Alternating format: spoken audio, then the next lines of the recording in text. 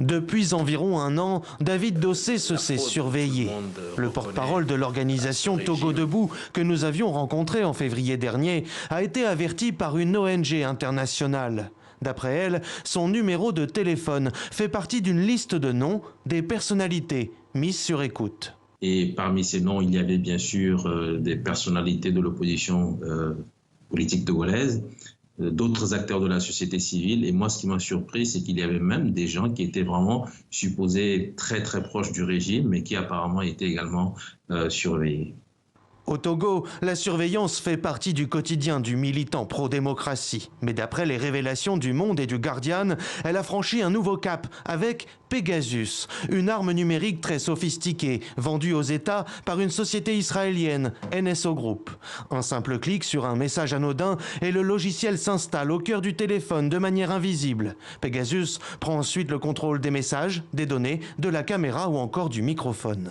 Officiellement, ce logiciel ne sert à lutter contre le djihadisme, le terrorisme et la grande criminalité.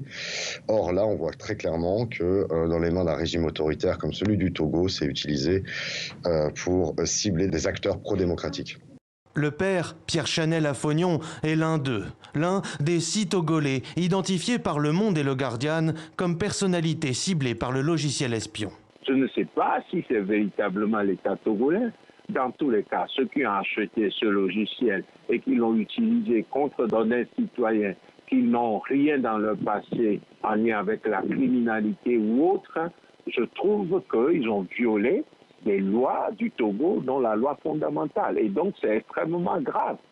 Le Togo n'est pas le premier pays où Pegasus et la société NSO font parler d'eux. Selon plusieurs médias et ONG, le logiciel a été utilisé par les pouvoirs en place au Rwanda ou encore au Maroc. Et d'après d'anciens employés de la société israélienne interrogés par le Guardian, Malte, le Mexique, l'Espagne ou encore la France ont aussi acquis des licences de Pegasus.